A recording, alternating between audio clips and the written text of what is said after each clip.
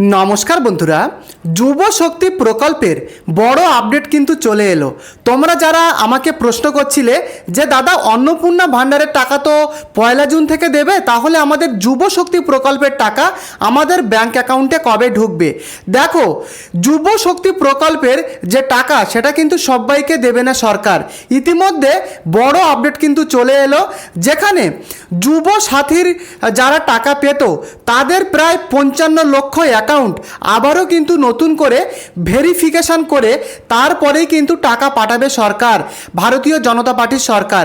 তো কারা টাকা পাবে কারা পাবে না, আবারও কি নতুন করে ফর্ম ফিল আপ করতে হবে, কাদের ফর্ম ফিল আপ করতে হবে কাদের করতে হবে না, সম্পূর্ণ বিস্তারিত আজকের এই ভিডিওতে বলা থাকবে। এবং প্রতিবেদনে কি বলা হয়েছে সেটাও কিন্তু আজকের ভিডিওতে বলা থাকবে।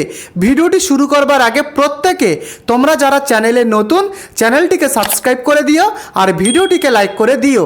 তো চলো প্রতিবেদনে কি বলা হয়েছে সমস্তটা দেখে নেওয়া যাক। প্রতিবেদনে কি বলা হয়েছে তোমরা সেটা ভালোভাবে দেখে নাও। দেখো, যুব সাথীর 55 লক্ষ উপভোক্তার তথ্য যাচাইয়ের সিদ্ধান্ত নিল পশ্চিমবঙ্গের বিজেপি সরকার। অর্থাৎ তোমরা যারা আগে যুব সাথী প্রকল্পের টাকা পেতে তাদের প্রত্যেকের কিন্তু যে অ্যাকাউন্ট সেগুলোকে কিন্তু আবারও ভেরিফিকেশান করবে সরকার। ফেব্রুয়ারি মাসের অন্তর্বর্তী বাজেটে মাধ্যমিক পাস বেকার যুবক যুবতীদের প্রতি মাসে 1,500 টাকা দিতে যুব সাথী প্রকল্প চালু করেছিলেন মমতা বন্দ্যোপাধ্যায়। এবং পালা বদলের পরে নতুন মুখ্যমন্ত্রী শুভেন্দু অধিকারী মহাশয় তিনি কিন্তু জানিয়ে দিয়েছেন চালু থাকা কোনো সামাজিক প্রকল্প বন্ধ হবে না। তোমরা আমাকে অনেকেই কমেন্ট করেছিলে এবং তোমরা অনেকে আমাকে নেগেটিভ কমেন্টও করেছিলে। দেখো, কোনো কিন্তু সামাজিক প্রকল্প বন্ধ হবে না। তোমরা যারা বলছিলে যে যুব শক্তি বন্ধ হয়ে যাবে, কোনো সামাজিক প্রকল্প চালু থাকা প্রকল্প সেগুলো কিন্তু বন্ধ হবে না। উল্টে বেকার ভাতা বাড়িয়ে 3,000 টাকা করার অঙ্গীকার করেছে রাজ্য সরকার। 1,500 টাকার জায়গায় কিন্তু 3,000 টাকা করে এবারে ঢুকবে। কিন্তু প্রথম দফায় যারা যুবসাথীর টাকা পেয়েছিলেন তারা প্রত্যেকে আবার নাও পেতে পারেন। দেখেছো কি বলেছে এখানে, যারা আগে যুবসাথীর টাকা পেয়েছিল তারা কিন্তু প্রত্যেকে নাও পেতে পারে, কারণ প্রত্যেক আবেদনকারীর তথ্য কিন্তু যাচাই করা হবে। অর্থাৎ যারা ভুয়ো আবেদন করেছে বা যারা মাধ্যমিক পাস না হওয়া সত্ত্বেও যারা আবেদন করেছে তারা কিন্তু বাদ যাবে বা যেতে পারে। তারপরে কিন্তু মিলবে বেকার ভাতার টাকা, সেটা কিন্তু প্রতিবেদনে পরিষ্কার লেখা রয়েছে, সেটা তোমরা দেখতেই পাচ্ছ। এবং তার সাথে সাথে আরও তোমরা দেখে নাও যে আরও কি বলা হয়েছে। যুব সাথীর যাবতীয় আবেদন এবং উপভোক্তার তথ্য ফের যাচাইয়ের প্রয়োজন কেন হলো? দেখো কি বলেছে। 7ই মার্চ প্রকল্প চালু সিদ্ধান্ত হয়েছিল। ঘোষণার সঙ্গে সঙ্গে টাকা দেওয়া শুরু হয়। প্রথমে প্রায় 1 লক্ষ উপভোক্তার ব্যাংক অ্যাকাউন্টে টাকা পাঠানো হয়েছিল।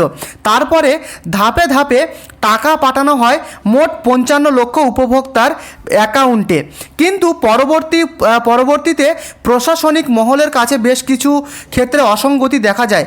স্বল্প সময়ে টাকা ছাড়তে গিয়ে উপভোক্তা তথ্য যাচাই প্রক্রিয়া নিয়ে প্রশ্ন ওঠে প্রশাসনের অন্দরে। পরিষ্কারভাবেই কিন্তু লেখা রয়েছে, অর্থাৎ প্রত্যেকের যে অ্যাকাউন্ট সেগুলোকে কিন্তু ভালোভাবে ভেরিফিকেশান করা হয়নি, সেটাই কিন্তু বলা হয়েছে।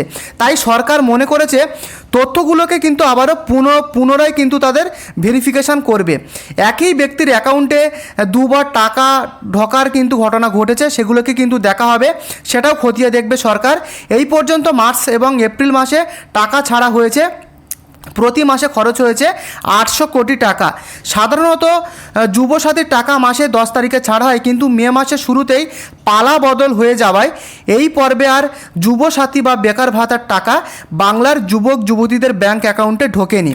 বুঝতে পেরেছ?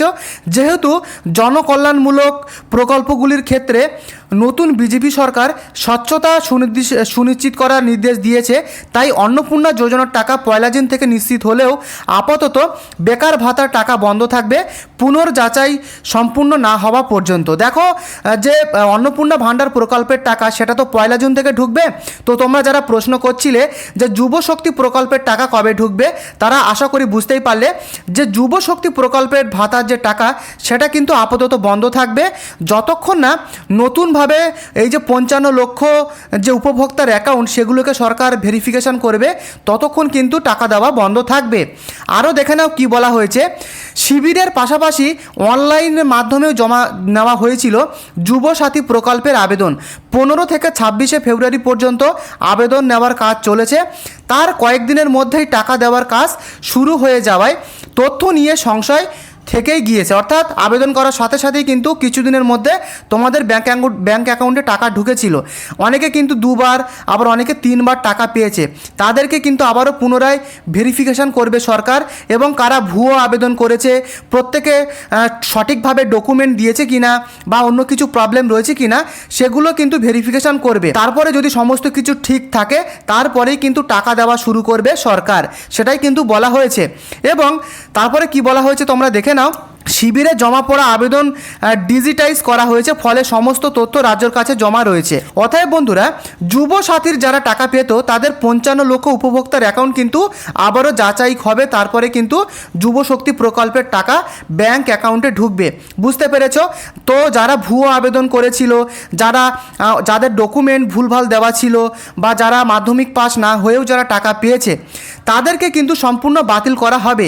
সরকারি নিয়ম অনুযায়ী যারা সঠিকভাবে আবেদন করেছে বা যারা এই প্রকল্পের যোগ্য তারাই কিন্তু টাকাটা পাবে।